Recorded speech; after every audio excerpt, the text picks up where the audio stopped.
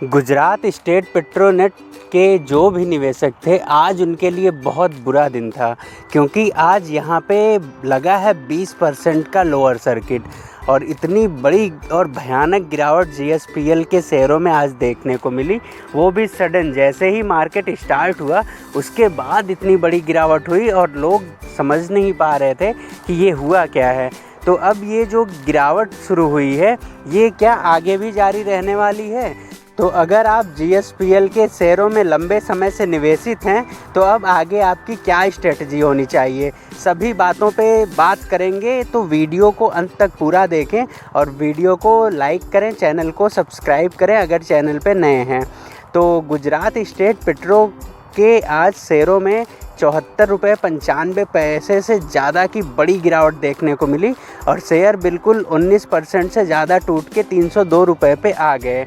और ये भारी भरकम गिरावट जो हुई, उसके बाद जो मार्केट कैप था वो 17,098 करोड़ का रहा और इस समय करंट प्राइस 303 का चल रहा था। 52 वीक हाई की बात करें तो 407 का है और 52 वीक लो 254 का है। स्टॉक का पी 11 का चल रहा है और यहाँ पे जो प्रमोटर्स का स्टेक है वो 37.63% का है।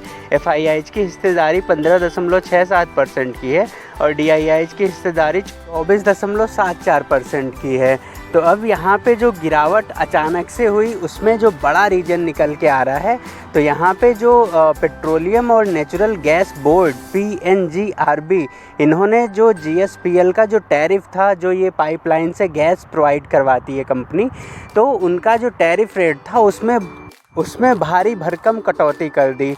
तो होता क्या है कि ऐसे कई उदाहरण हैं जो गवर्नमेंट के द्वारा जो दिशा निर्देश दिए जाते हैं, ऐसी कंपनियां जिन पे गवर्नमेंट के दिशा निर्देश काफ़ी बड़े लेवल पे लागू होते हैं, ऐसी कंपनियों में ये बहुत मुझे तो समझ में नहीं आता, बहुत ये बुरा हो जाता है कंपनियों के साथ। ऐसे बहुत से उदाहरण हैं, जैसे आप डेल्टा कॉर्प की बात करो, वहाँ पे जब टैक्स बढ़ाया गवर्नमेंट ने तो शेयर बिल्कुल ख़त्म हो गया। अगर हम पेटीएम की बात करें, वहाँ भी ऐसा हुआ। अभी के टाइम IIFL फाइनेंस की बात करें तो वहाँ पे भी जब गवर्नमेंट ने जो गोल्ड लोन को रोक लगाई तो वहाँ पे भी ऐसा हुआ। तो ऐसा ही कुछ GSPL के शेयरों में होता हुआ नज़र आया।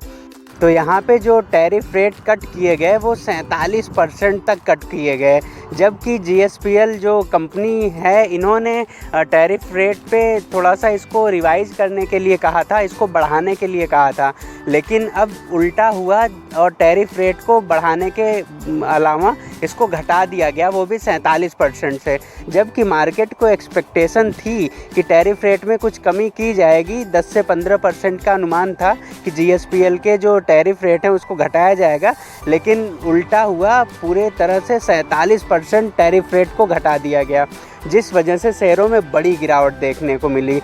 और इसके बाद इससे जो रिज़ल्ट अब आगे भविष्य में होता हुआ नज़र आ सकता है, उसमें जो इनका EPS है, कंपनी का जो अर्निंग है, कंपनी का जो रेवेन्यू है, वो 30 से 40% तक प्रभावित हो सकता है फाइनेंशियल ईयर 2025 में। तो इन सब हिसाब से देखें तो GSPL के लिए बहुत बुरी खबर आती हुई निकल के आ रही है, जो इनका PNGRB की तरफ से जो रेट कट कर लिया गया है। तो इस हिसाब से देखें तो अब जैसा मैंने बात किया delta Corp, Paytm, IIFL finance जैसे शेयरों में हुआ, ऐसा हो सकता है कि यहाँ पे भी होता हुआ नज़र आ सकता है। तो इस पे PNGRB के जो मेंबर हैं AK तिवारी जी, उनसे बातचीत में उन्होंने बताया कि ये जो टैरिफ रेट को एडजस्टमेंट किया गया है, जबकि ये कट नहीं है। अब भाई उनके हिसाब से तो ये कट नहीं है, लेकिन कंपनी पे और मार्केट पे इसका इतना बुरा इम्पैक्ट पड़ता हुआ नज़र आया कि शेयर 20% से ज़्यादा बुरी तरीके से टूटे हैं। और यहाँ पे ये थोड़ा सा एक पॉजिटिव पॉइंट निकल के आ रहा है कि जो AK तिवारी जी हैं, इन्होंने बताया कि इस पे अभी पब्लिक कंसल्टेशन लिया जाएगा और अगर गुजरात स्टेट पेट्रोनेट की तरफ से इस पे कोई बातचीत की जाती है तो इस पे वो विचार बनाएंगे कि यहाँ पे जो रेट कट 47% से किया गया है, शायद उस पर कुछ रेट कट को थोड़ा सा कम किया जाए। तो अगर ऐसा कुछ होता है तो शेयरों में वापस से तेज़ी बनती हुई नज़र आ सकती है, लेकिन अगर ऐसा ही 47% का रेट कट प्रभावी रहता है तो गुजरात स्टेट पेट्रोनेट के शेयरों में आने वाले समय में भी गिरावट देखने को मिल सकती है।